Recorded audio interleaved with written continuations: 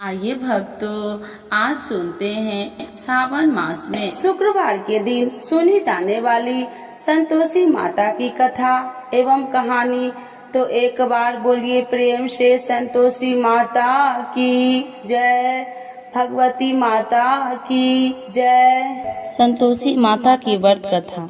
कंचनपुर नगर में एक बुढ़िया रहती थी। उस बुढ़ियों के 7 बेटे थे। सभी का विवाह हो चुका था। 6 बड़े बेटे तो काम करते थे, लेकिन 7वां बेटा अभी कोई काम नहीं करता था।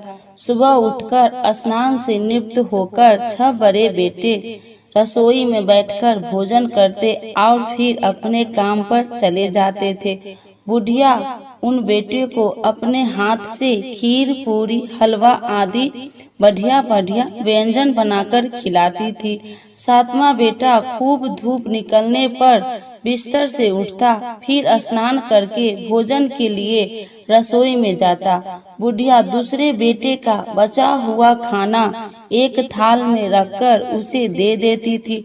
7वां बेटा उसी भोजन को खुश होकर खा लेता था। भोजन करके वह घर से निकल जाता और अपने दोस्तों के साथ घूमता फिरता। इस तरह मौज मस्ती से उसके दिन व्यतीत हो रहे थे। उसकी पत्नी बार बार उससे कोई काम करने के लिए कहती थी, लेकिन वह हंसकर कहता था, अरे तुम बार बार क्यों काम करने के लिए कहती हो? कितने मजे से दिन गुजर रहे।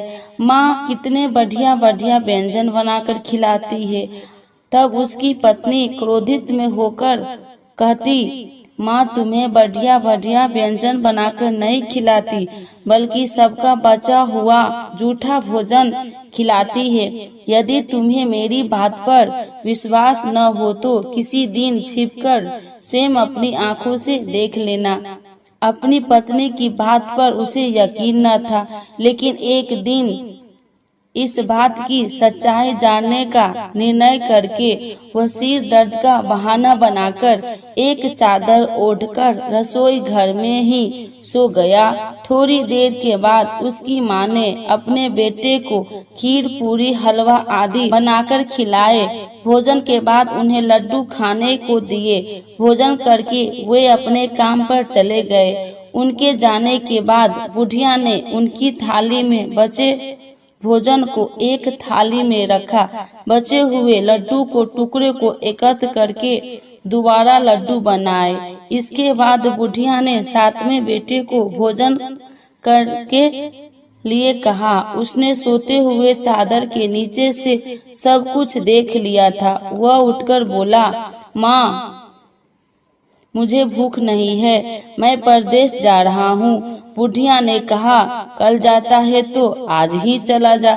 बुढ़िया के कठोर वचन सुनकर वह तुरंत परदेश जाने की तैयारी करने लगा। चलने से पहले वह अपनी पत्नी के पास गया। उसकी पत्नी गौशाला में गोबर के कांडे पाथ रही थी। उसने जाकर पत्नी से कहा, हम जाबे परदेश को आवेंगे कुछ काल, तुम रहिए संतोष से धर्म अपना पाल। अपने पति के वचन सुनकर कुछ गंभीर स्वर में पत्नी बोली, 2 निशानी अपनी देखो हूँ मैं धीर, सुधी मती हमरी बिसरइयो, रखियो मन गंभीर। अपनी पति के वचन सुनकर वह बोला, मेरे पास निशानी के लिए बस यह एक अंगूठी है, इसे अपने हाथ में रख लो। लेकिन अब तुम भी अपनी कोई निशानी मुझे दे दो, ताकि परदेश में उस निशानी को देखकर तुम्हें याद कर सकूं।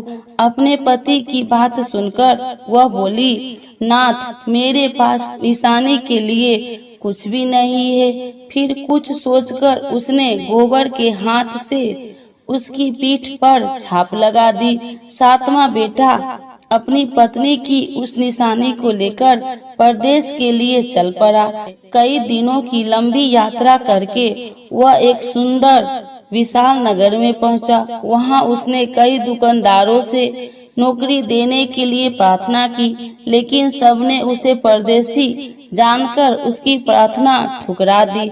निराश होकर अंत में वह एक सेठ की दुकान पर पहुंचा। उसने सेठ से भी नौकरी देने की प्रार्थना की। सेठ को एक नौकर की जरूरत थी। उस सेठ ने उसे तुरंत नौकरी पर रख लिया। उस दिन उसकी बहुत बिक्री हुई और वह उस लड़के से बहुत खुश हुआ। कुछ ही दिनों में उसने सेठ का सारा काम संभाल लिया। उसके व्यवसाय में आने वाले ग्राहक बहुत प्रसन्न थे। सेठ का व्यवसाय तेजी से चलने लगा। उसकी मेहनत और ईमानदारी देखकर उसे अपना हिस्सेदार बना लिया। कुछ ही महीनों में उस लड़के ने बहुत सा धन कमा लिया। संयोगवश कुछ समय बाद सेठ को उस नगर को छोड़कर दूर किसी नगर में जाना पड़ा। अतः सेठ अपना हिस्सा लेकर दुकान उस लड़के को देकर चला गया। अब सारे व्यवसाय का मालिक वह लड़का बन गया। उधर बुढ़िया उस लड़के की पत्नी को बहुत दुख देने शुरू कर दी थी। वह हर समय बहू को जली कटी बातें सुनाती रहती थी। वह बेचारी हर समय काम पर लगी रहती थी, लेकिन फिर भी उसकी जेठानी उससे कुछ न कुछ बुरा भला कहती रहती थी। सुबह होते ही बुढ़िया उस लड़के की पत्नी को जंगल में लकड़ियां लाने के लिए भेज देती थी। उसे आटे से निकले चोकर की रोटी खाने को देती थी और नारियल की कटोरी में पानी पीने के लिए देती थी। वह बेचारी चोकर की रोटियां खाकर भी किसी से कुछ नहीं कहती थी, बस इसे अपना भाग्य का लेखा सोचकर चुप रह जाती थी। एक दिन वह जंगल से लकड़ियां काटकर लौट रही थी। उस रास्ते पर संतोषी माता का मंदिर था। उस मंदिर के पास लकड़ियां का गठरा जमीन पर रख वह कुछ देर आराम करने के लिए रुकी। मंदिर में उसने बहुत सी स्त्री को पूजा करते देखा तो उसने पूछा, आप सब किसकी पूजा कर रही है? इस पूजा के करने से क्या पुण्य मिलता है? एक स्त्री ने उसे बताया, हम सब संतोषी माता का व्रत करके उनकी पूजा कर रहे हैं। संतोषी माता की पूजा करने से धन संपत्ति में भंडार भरता है, निडरता दूर होती है, परिवार में सभी सुख शांति से रहते हैं, लड़कियों का शीघ्र विवाह होता है और उन्हें स्वयं वर मिलता है, व्यवसाय में लाभ होता है, निसंतानों के घर में संतान होती है, पति अगर परदेश गया हो तो संतोषी माता की अनुकंपा से शीघ्र घर लौटता है, न्यायालय में कोई मुकदमा चल रहा हो तो उसमें जीत होती है, धन संपत्ति में बढ़ोतरी होती है, पारिवारिक कलेश नष्ट होती है, व्रत करने वाले स्त्री पुरुष को संतोष मिलता है, सभी मनोकामनाएं पूर्ण होती है। स्त्री से संतोषी माता के व्रत के बारे में इतना सुनकर उसने व्रत करने की विधि भी पूछी। तब एक बूढ़ी स्त्री ने उसे बताया, संतोषी माता के व्रत करने के गुड़ और चने का प्रसाद बांटकर स्वयं भी प्रसाद ग्रहण करना, कभी नहीं भूलना। संतोषी माता गुड़ और चने से की गई पूजा से प्रसन्न होती है। संतोषी माता का व्रत शुक्रवार को ही किया जाता है।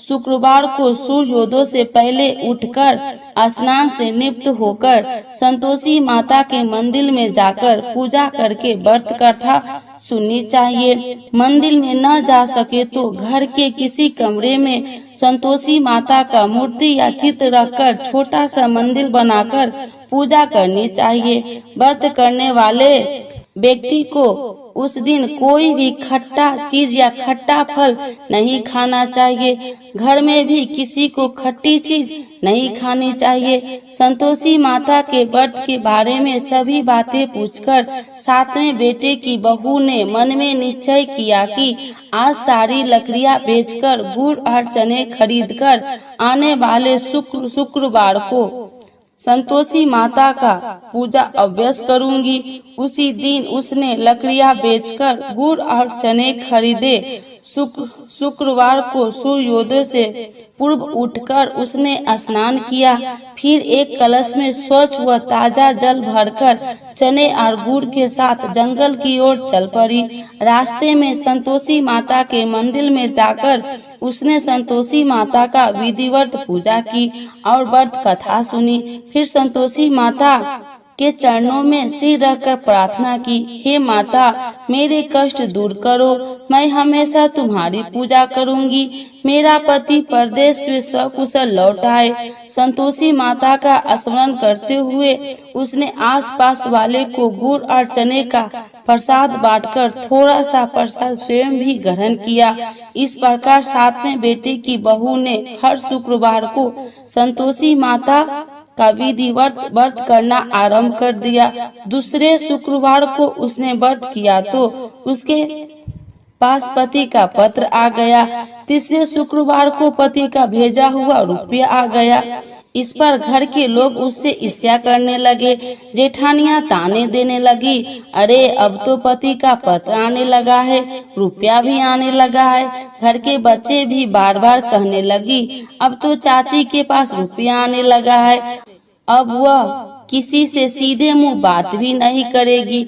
वह बेचारी सबके ताने सुनकर चुप रह जाती थी। वह हर शुक्रवार को संतोषी माता के मंदिर में व्रत करने और कथा सुनने के बाद उनके चरणों में सिर रखकर प्रार्थना करती थी, हे माता, मैंने आपसे धन नहीं मांगा था, मैंने तो अपने पति के स्वकुशल लौटने की प्रार्थना की थी। एक दिन उसकी प्रार्थना सुनकर संतोषी माता ने प्रसन्न होकर कहा, जा बेटी, तेरी मनोकामना पूरी होगी, तेरा पति शीघ्र घर लौटेगा। वह बेचारी संतोषी माता के वचन सुनकर खुशी खुशी घर लौटी। उधर सातवां बेटे दुकानदार इतना व्यस्त हो चुका था कि उसे पत्नी और घर की कोई स्मरण नहीं था। दुकान के काम से उसे फुर्सत ही नहीं मिलती थी। संतोषी माता उस बेटे को इतनी व्यवस्था देखकर बहुत परेशान हुई। तब बहुत सोचकर संतोषी माता ने उस बेटे को स्वप्न में दर्शन देकर कहा, धानी साहूकार सो रहा है या जाग रहा है? वह बोला, हे माता, मैं जाग नहीं रहा हूँ और सो भी नहीं रहा हूँ, आप मेरे लिए आज्ञा करें। संतोषी माता ने कहा, तूने परदेश में आकर इतना धन कमाया, पर क्या तुझे अपनी पत्नी का कुछ भी स्मरण नहीं है? उसने कहा, हे माता, मुझे अपने पत्नी का तो स्मरण है, लेकिन इस दुकान से कहीं जाने का मुझे अवकाश नहीं मिलता। अब देखो ना, सारा रुपया व्यवसाय में लगा हुआ है। जब तक सारा रुपया वापस नहीं आ जाता, मैं अपने घर कैसे जा सकता हूँ?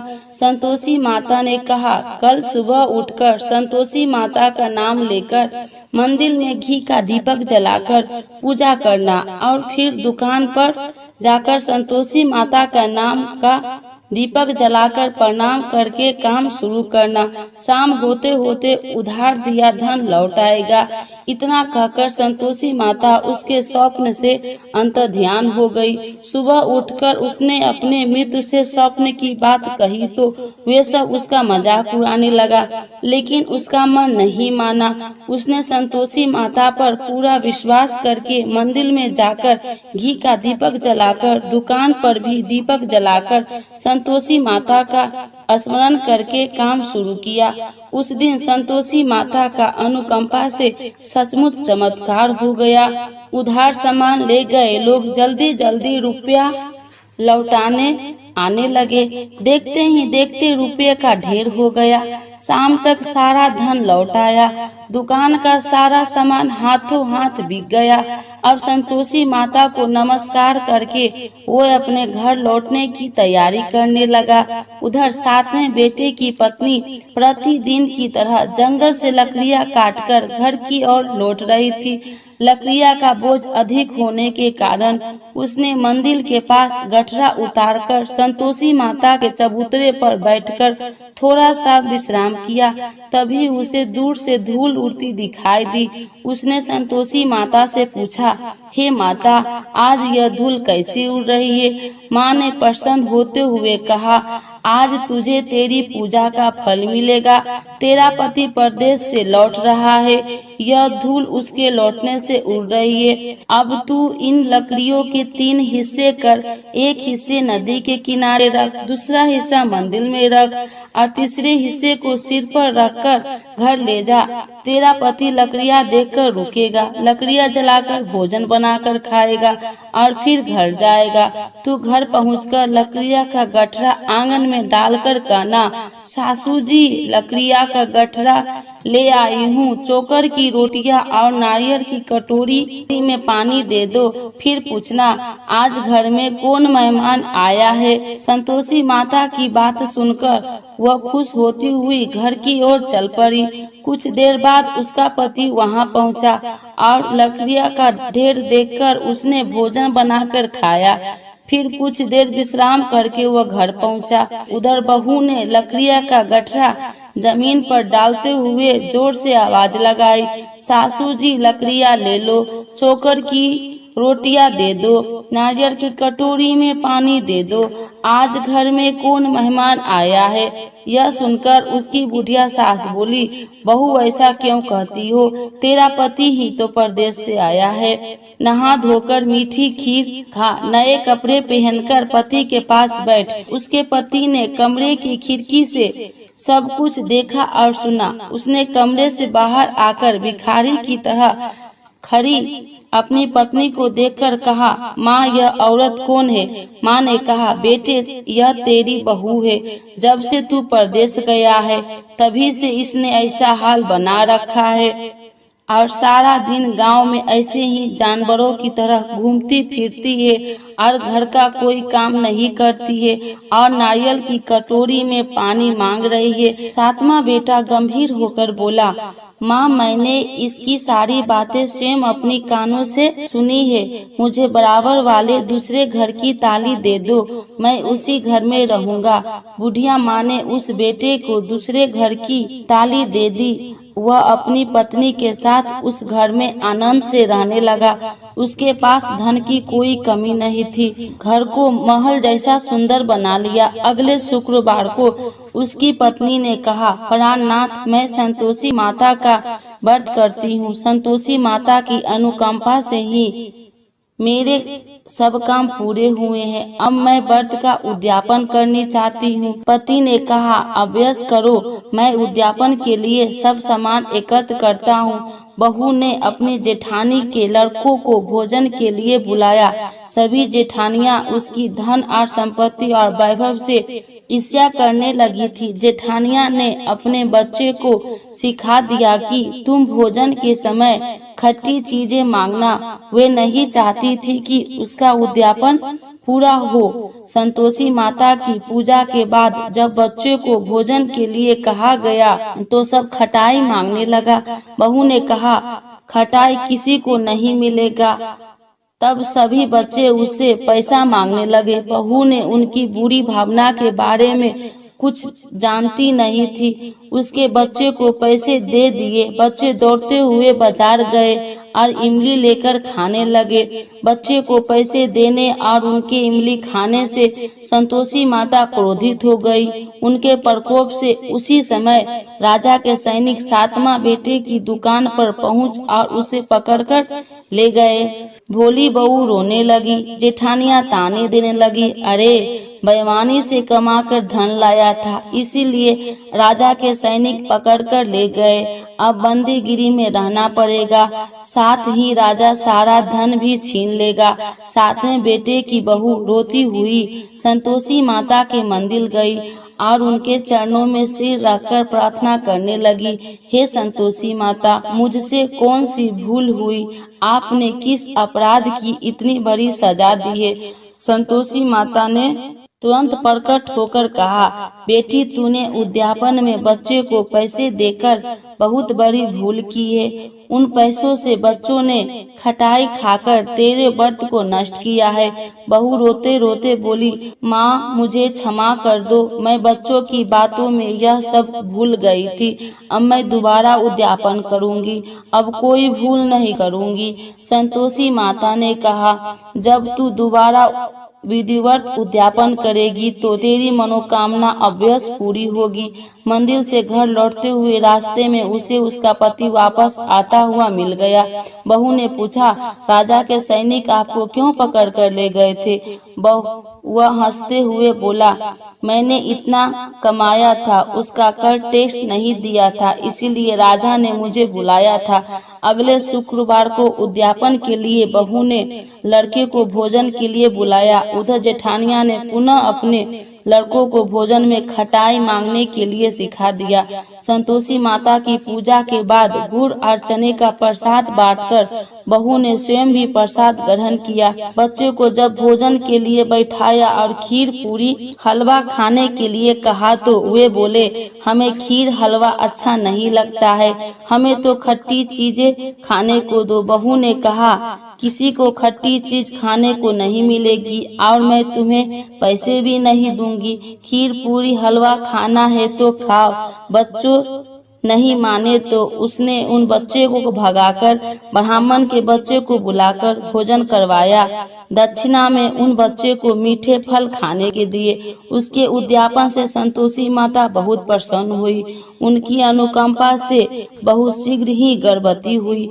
10वें महीने उसने एक सुंदर पुत्र को जन्म दिया। बहू प्रतिदिन उस बेटे को लेकर संतोषी माता के मंदिर में जाने लगी। कुछ ही दिनों के बाद संतोषी माता ने सोचा, मैंने इसे जीवन के सभी सुख दिए हैं, अब इसकी परीक्षा लेकर देखती हूँ। यह सोचकर संतोषी माता एक बुढ़िया का रूप धारण किया और लाठी टेकती हुई बहू के घर पहुंची।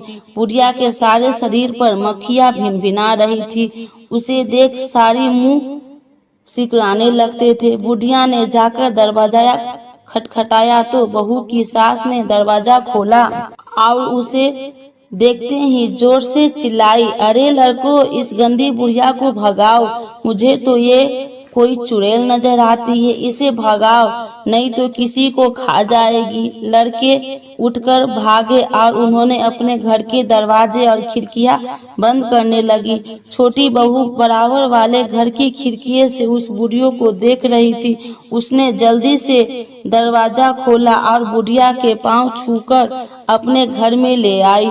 सास ने उसे रोका तो बहू बोली, आज तो बहुत खुशी का दिन है, मेरी संतोषी माता मेरे घर आई है। छोटी बहू का बेटा दूध पीने के लिए रो रहा था। बहू ने उसे दूध भी नहीं पिलाया और संतोषी माता की सेवा में व्यस्त हो गई। बुढ़िया के सास क्रोध में बहू को बुरा भला कहने लगी। बहू बोली, सासू माँ, आज मेरी संतोषी माता मेरे घर आई है, इनकी व्रत करने से मेरे घर में इतनी खुशियाँ छाई है। इतना सुनते ही उस बुढ़िया के पास दौड़ते हुए आए और उनके पांव छूकर क्षमा मांगते हुए बोले, माँ हमें क्षमा कर दो, हमने आपको पहचानने में बहुत भूल की, हमें आपके व्रत की विधि नहीं जानते हैं। हे माता, अब हम भी आपका व्रत किया करेंगे। उन लोगों की प्रार्थना सुनकर बुढ़िया का रूप धारण किए संतोषी माता प्रसन्न हुई और उन्होंने संतोषी माता के व्रत की विधि भी बताई। बुढ़िया से व्रत की विधि जानकर संतोषी माता के व्रत करने से उनकी सभी मनोकामनाएं भी पूरी हुई। उनके घर में धन की वर्षा होने लगी।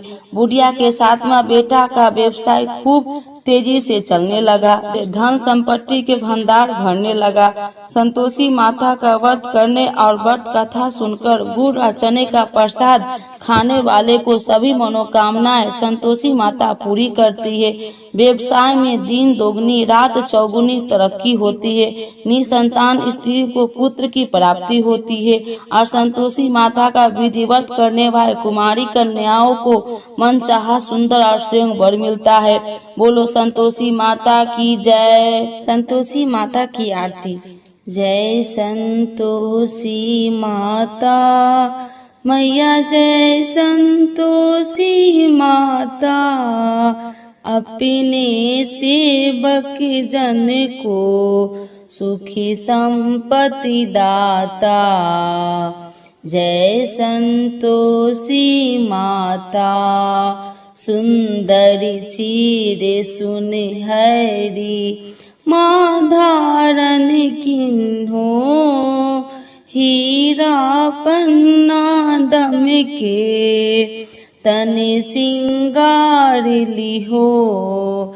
जय संतोषी माता, गेरू लाल छटा छवि, बदन कमल सोहे।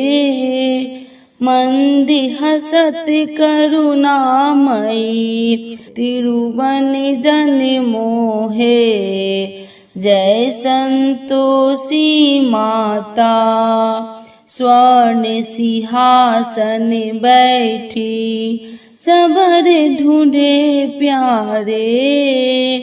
धूप दीप मधुमेवा, भोगी धरे न्यारे। जय संतोषी माता, गुरी अरु चना परम प्रिय, ताम संतोष किए। संतोषी कहलाई, भक्तन वैभव दियो। जय संतोषी माता, शुक्रवार प्रिय मानत, आज दिवस सोही। भक्ति मंडली आई, कथा सुनत मोही। जय संतोषी माता, मंदिर जगमग ज्योति, मंगल ध्वनि छाई। विनय करे हम बालक, चरणन सिर नाई। जय संतोषी माता, भक्ति भाव में पूजा, अंगीकृत कीजे। जो मन बसे हमारे, इच्छा फल दीजे। जय संतोषी माता, दुखी दरिद्र रोगी संकट मुक्त किए। बहुधन ध्याय भरे घर, सुखी सौभाग्य दिए। जय संतोषी माता, ध्यान धरो जन तेरो, मन वांछित फल पायो। पूजा कथा श्रवण कर, आनंद घर लायो।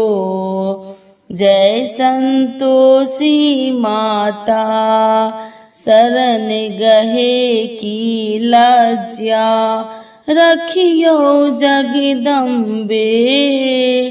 संकट तू ही निवारे, दयामयी माँ अम्बे। जय संतोषी माता, संतोषी माता की आरती जो कोई नर गावे। रिद्धि सिद्धि सुखी संपत्ति जी भर के पावे। जय संतोषी माता, जय संतोषी माता, जय जय संतोषी माता। अपने सेवक जन को सुखी संपत्ति दाता। जय संतोषी माता, मैया जय संतोषी माता। संतोषी माता की जय।